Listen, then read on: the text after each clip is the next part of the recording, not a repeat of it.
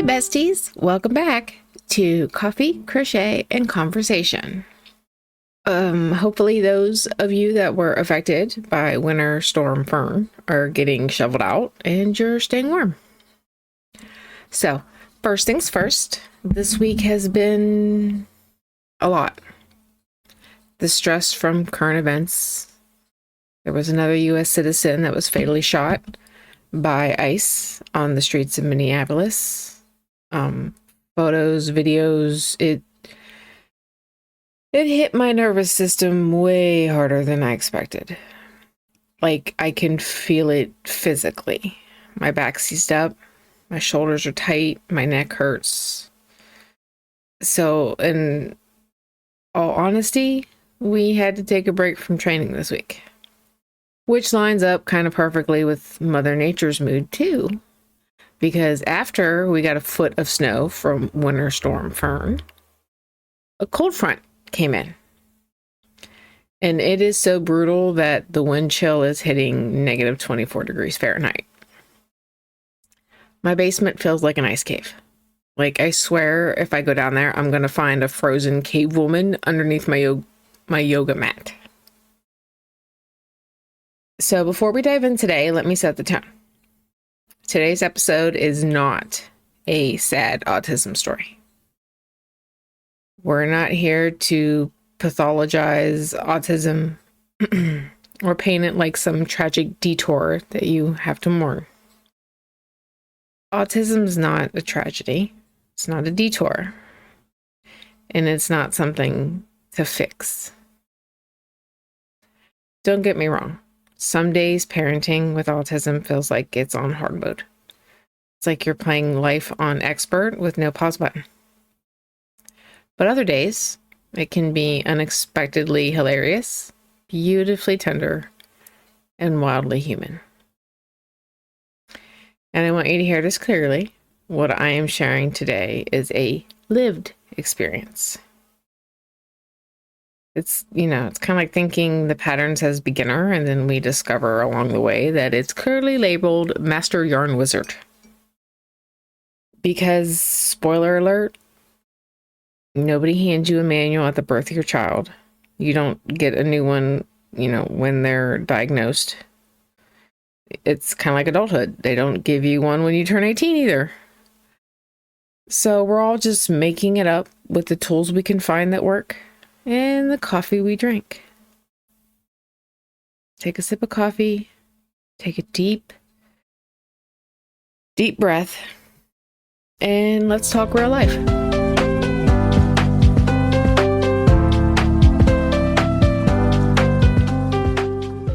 So let's start by burning down a myth really quick.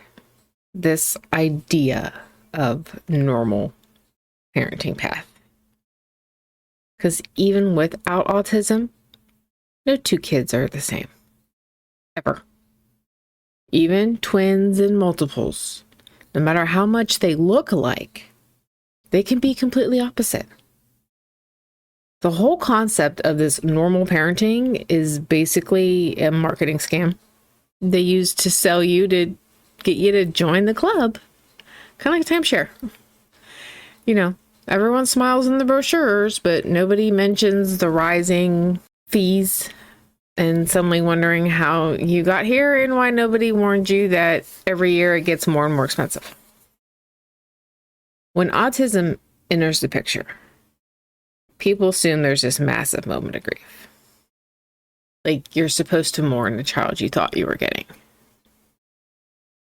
It's even sometimes when you say your child is autistic, you get the response of, I'm so sorry. And I want to be really clear here. There is grief. But you're not grieving the child. You're grieving the expectations that you had for their life when they were born. It's grief for the struggles that you know they're going to face. And no parent, no matter their circumstances, wants their kids to struggle. So it is okay to grieve those challenges that you know they're going to encounter. Especially the ones that you know you won't always be there to protect them from. What that grief is a recalibration. It's realizing that that picture you had in your head just needs adjusting. You don't need to throw it away. What autism does is it reframes milestones in a way that it can mess with your head if you let it. Things don't happen on the same typical, I use quotes there, timeline, or in the same order, or even in the same way. And it's not a failure. That's just different math. You know, instead of doing algebra, we're doing geometry. Progress still counts. Even when it doesn't look like the chart at the pediatrician's office or the forever hateful friends comparison. And honestly, letting go of timelines and comparisons is one of the hardest parts. Because the world makes us love checklists. Sit by this age, talk by this age, do this, and then that, and then this, and then that. But comparisons will steal your peace faster than anything. And once you drop it, and I mean really drop it, don't pretend to drop it, you realize how much pressure you were carrying that never really belonged to you in the first place. That was the world's expectations. And you don't have to live your life by the world's expectations. After that, you can start finding joy in the things that most people and most parents actually take for granted. There's a beauty in the different rhythm, a slower pace, a deeper focus. I saw a shirt one time and it made me think of my son, and it said, "Don't ask me to stop dancing just because you can't hear my music." You notice things that other people rush past. You stop measuring life by speed and start measuring it by connection, regulation, in moments that actually matter. And through it all, humor, it becomes a survival mechanism. You either laugh or you cry, or you do both when you take a moment in the car holding coffee that's gone cold. Patience becomes a muscle that you didn't even ask to build, but somehow, over time, it gets stronger. Not perfect, just stronger. And no, that doesn't mean the hard days magically disappear. It just means you're not lost. You know, you start dancing too, even though the world can't hear their music.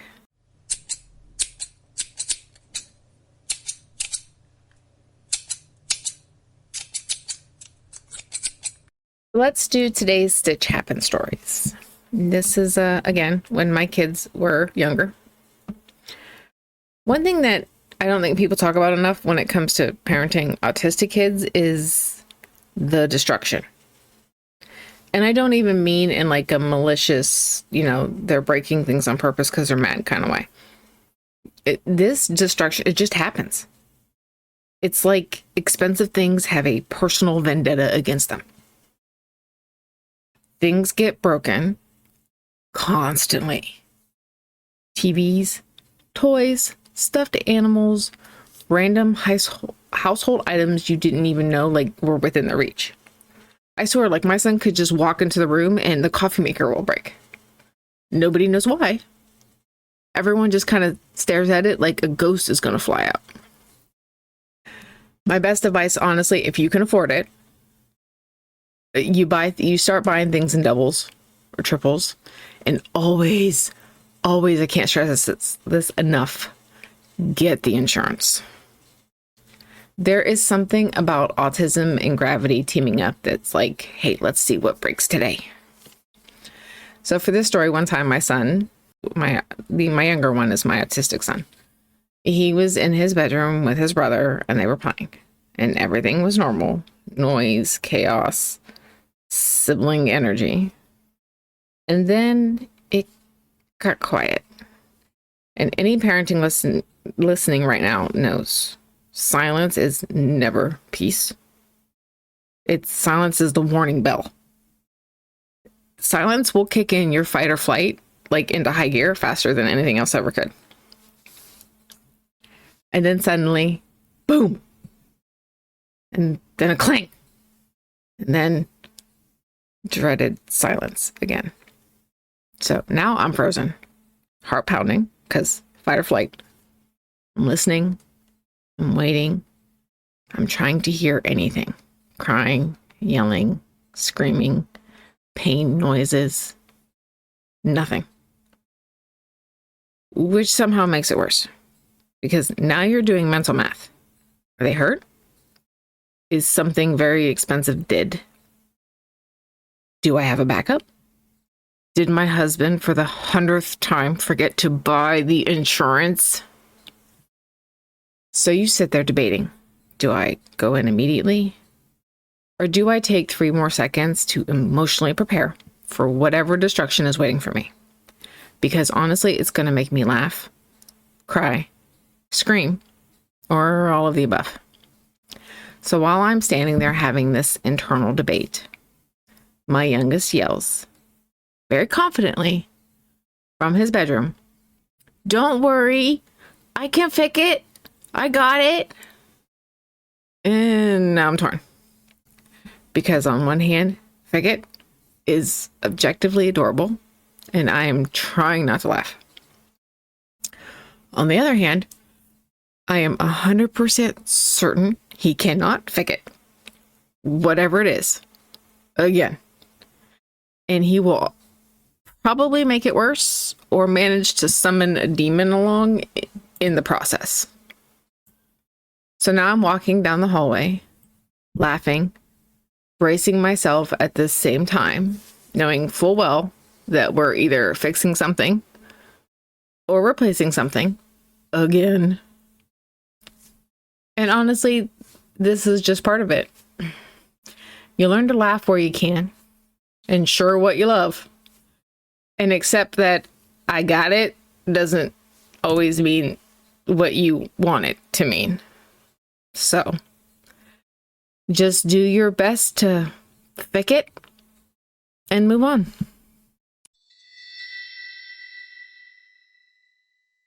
So let's move on to the judgment, because it comes from everywhere. Strangers, family, random internet people who think because they watched a couple TikTok videos, they now have a PhD in autism. And then there's the loudest one, yourself. Your brain is always searching for a reason, and usually for a reason it's your fault. Something you did, something you didn't do, something you ate, didn't eat, allowed, missed, ignored. That spiral of if I had just, it can get real loud, real fast, and it's exhausting. It's also wrong. And then you have the whole, well, they don't look autistic comment, which people seem to think it's a compliment. It's not. It puts us in defense mode. Autism does not have a look. It comes in all different shapes, sizes, genders. Some kids can function more in certain areas and less in others. Just because you can't see it doesn't mean the struggle isn't real. And it definitely does not mean that they don't need support. And my God, the pressure to explain, to justify, to educate on demand. Like, you owe someone a 20-page report on why a meltdown is not a tantrum, why they only eat foods that don't squish in their mouth, or why their socks have to come off the second they're allowed to exist. Everyone suddenly becomes an expert. People want to lecture you about what you should be doing, how you should be disciplining them, or how this one, back in their day, kids were treated differently. As if the rise in autism has anything to do with parenting. and not the fact that testing and awareness weren't as common. And sure, that may be how they handled things then. Doesn't mean it was right. And it's not the norm now. That's not how we do things today. I am raising my child in 2026, which is hard enough. I'm not raising my child in 1956. So thank you, Karen, for your unwanted and unnecessary input. Having to explain over and over again is like a full-time job with no pay, no benefits, and no days off. Sometimes you have the energy. Sometimes you absolutely do not. So choose wisely where you spend it. Part of survival is learning when to speak up and when to protect your peace. Not every comment deserves a response. Not every misunderstanding needs you correcting. Sometimes the most powerful thing you can do is walk away and save your energy for your child. They're the ones who deserve it. Not someone you graduated with who's mad on Facebook. And in all of this, you're actually modeling something important for your kid. Compassion, boundaries, and self-respect. You're teaching your child they don't owe anyone an explanation for existing, and that it's okay to take up space exactly as they are. That life is more than milestones and bragging rights. At the end of the day, it's not about perfection. It never was. It's about progress. Messy, imperfect, real progress. And that counts, even if nobody else sees it. But just remember, there's an entire community of parents who do see it, who understand, and who will celebrate those small wins with you. Because we're fighting the good fight too. Okay, let's get into Brews News. Today is January 28th, 2026, and it is 6:20 a.m. I'm going to start timestamping these because some of these stories move so fast that between the time I record and then edit, it's changed. So this is the news as of this morning. Epstein update. The Department of Justice is still well past the legal deadline to release the remaining Epstein files. And they are offering no timeline for when they plan to fully comply. Honestly, it feels like they're waiting for the coffee to go cold on purpose. So maybe people just won't want it anymore. But the public isn't having it. Folks will just throw that cold ass coffee in the microwave and heat it back up.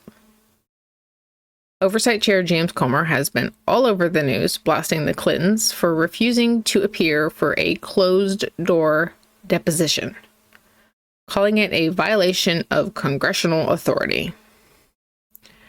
Some commenters note that Comer might want to talk to his buddy Jim Jordan about his own outstanding testimony he has yet to give from years ago. The Clintons have responded through counsel that they will forcefully defend themselves. And here's the quiet part. If Congress pushes contempt charges, well, that could actually give the Clintons legal access to the very Epstein documents the DOJ is withholding. It's a move worthy of legal chess.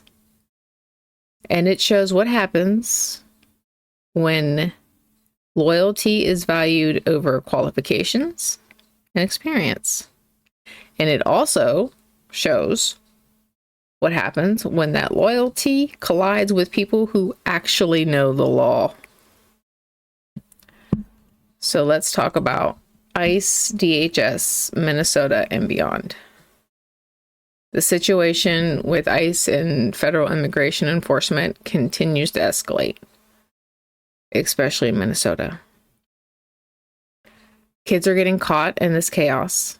5-year-old Liam Conejo Ramos was taken out of his running car, during a school day and used as bait, so agents could check who else was inside. 2-year-old Chloe was detained with her father. Even after a judge ordered their release, ICE put them on a flight to Texas, completely ignoring the court. Schools in the area have reported agents circling buses, entering parking lots, and detaining children as young as 10 and 17. The infuriating thing about this is the same people who preach "think of the children" are now using them as leverage, tools, and shields. And make no mistake, they're all victims. In Minneapolis, federal agents shot and killed a 37-year-old U.S. citizen, Alex Preddy, an ICU nurse, during protests across the city and country. DHS officials have said Preddy was armed and resisted, but multiple videos and witness accounts raise conflicting questions about the circumstances of the shooting. Preddy's family said he had no serious criminal record, and he was there helping someone up when the shooting occurred. The case is now under state investigation. This is the second fatal shooting of a U.S. citizen by federal immigration agents in Minneapolis in the past month. Earlier in January was the Renee Nicole Good, who was shot and killed by an ICE agent. Minnesota isn't the only place where deaths tied to immigration enforcement have occurred this year. According to reporting, at least 6 people have died in ICE custody in the early 2026, with causes ranging from health complications to contested circumstances that family and advocates dispute. Among them were men like Geraldo Lunes Campos, whose death at a detention center was ruled a homicide by asphyxia after conflicting official accounts. Victor Manuel Diaz, who died in custody following arrest. There have also been other deaths, including individuals like Paradilla, Luis Beltran, Yanin Cruz, Abel Sanchez Dominguez, and Luis Gustavo Nunez Caracas. I am so sorry if I butcher these names. They all died under varying conditions and responses from ICE. These tragedies have intensified criticism of how immigration enforcement is being carried out, and has raised questions about oversight, detention conditions, and federal practices. Political fallout. The killing of Alex Preddy and the wave of related detentions and deaths has prompted political pushback. Senate Majority Leader Chuck Schumer has announced that Democrats will not vote for any bill that includes ICE funding, which puts DHS appropriations on the chopping block and raises the real possibility of a partial government shutdown. As of this recording, there's been reports that Border Patrol Commander Gregory Bobino and some agents are getting shipped out of Minneapolis, and that he's getting demoted. I want to insert a personal note here. We need to stay informed, but really, you take breaks when you need them.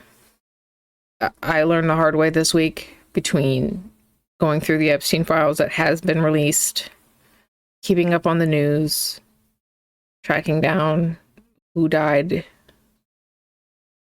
This is a long fight, and burnout helps no one. When I saw the picture of the little 5-year-old, all I could see was my son. After a few nights of crying myself to sleep, I had to pause. And now I'm back and I feel rejuvenated to keep fighting. So if you do nothing else, contact your representatives, especially the ones that are up for re-election.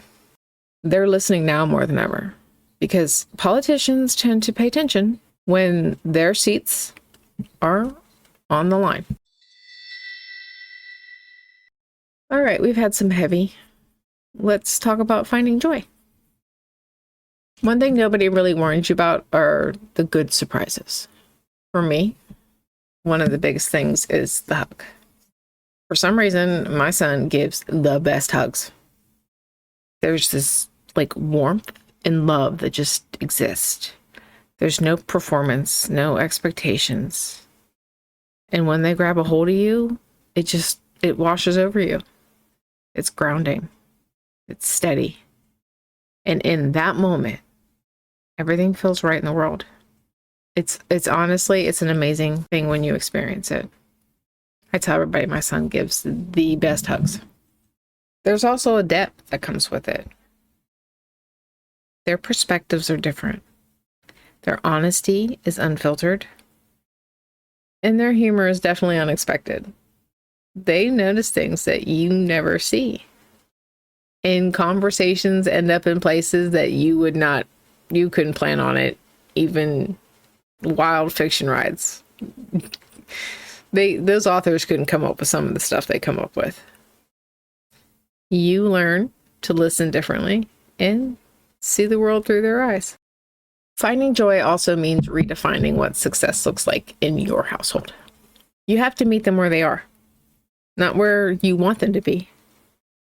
Definitely not where the world says they should be. They make you slow down. And honestly, we all need that reminder sometimes. Success isn't just checking boxes. It's growth, comfort, regulation, and trust. That definition might shift over time. And that's okay. And most things with them aren't straight lines. Sometimes you have to take a few steps back before moving forward again. But when they finally get past a struggle, no victory has ever felt sweeter. And remember, joy does not cancel out the hard days. And hard days don't cancel out joy. Both can exist at the same time. You can cry, laugh, and get an amazing hug all in the same moment. You can be exhausted and grateful, frustrated and deeply in love. That doesn't make you inconsistent. It makes you human. They don't see life in black and white. They introduce you to a world of so many amazing colors. And there's joy in that. Loving your child exactly as they are, not for who they might become someday, is one of the most freeing shifts you can make. It takes the pressure off everyone, and it allows room for authenticity instead of performance. Over time, fear starts to loosen its grip. You start parenting with curiosity instead of fear, wonder instead of worry, presence instead of panic. And in that space, that's where the joy really lives. That's where you get the hugs that prove it. All right, so let's do our grounding, our tarot pool. This week, Shuffle Happens card is the sun. And the imagery kind of ties in perfect with our topic. The scene takes place on a winding staircase. On the lower step is a man in tunic and pants, and he's turned slightly facing a child. In his hands, he holds a golden globe. From it, a warm circle of light emerges, and inside that light is a golden idol. The light almost looks like flame, but it doesn't burn. It's not hot. It's illuminating. Just pure light. The child is up a few steps higher, reaching one hand toward the adult while staring at the glowing globe. Joy radiates from him. Above them in the staircase hangs a chandelier and an oval window. The whole scene gives this feeling of affection, safety, and shared joy. It doesn't feel rushed. It doesn't feel forced. It feels genuine, warm, and loved. Upright, the sun is about visibility, warmth, and truth. It's about joy without apology, about letting light exist without needing to justify it. That hits hard when you're parenting an autistic child. So often joy gets qualified, explained, sometimes minimized. This card says you don't have to do that. Reversed, the sun isn't the absence of joy. It's more like joy being blocked or dimmed by fear, pressure, or outside expectations. Sometimes we're the ones standing in the way of the light. Not because we mean to, but because we're scared how the world will react. What I love about this card in the context of parenting is how it shows guidance without control. The adult isn't dragging the child up the stairs. The child isn't being forced into the light. They're being invited towards it. That's what it looks like to let your child shine on their own terms. Radical acceptance is an act of love. Letting your kid be seen the way they are is an act of trust. And the sun reminds us that hope doesn't have to be naive. It can be earned through patience, through showing up, through choosing love even on the hard days. The light is already there. Sometimes our job is just to hold it steady until they can reach it. All right, while we're wrapping up, I want to speak directly to any parent listening who feels tired, judged, or unsure. Especially if today is one of those days. You are not doing it wrong. You're doing it different. Different doesn't mean broken.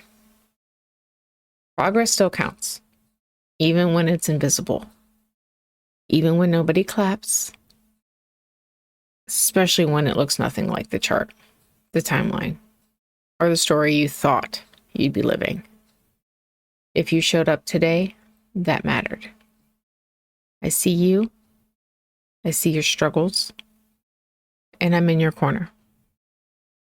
I hope I made you feel a little less alone, and I lightened your load just a bit, even if it was just giving you a moment to breathe.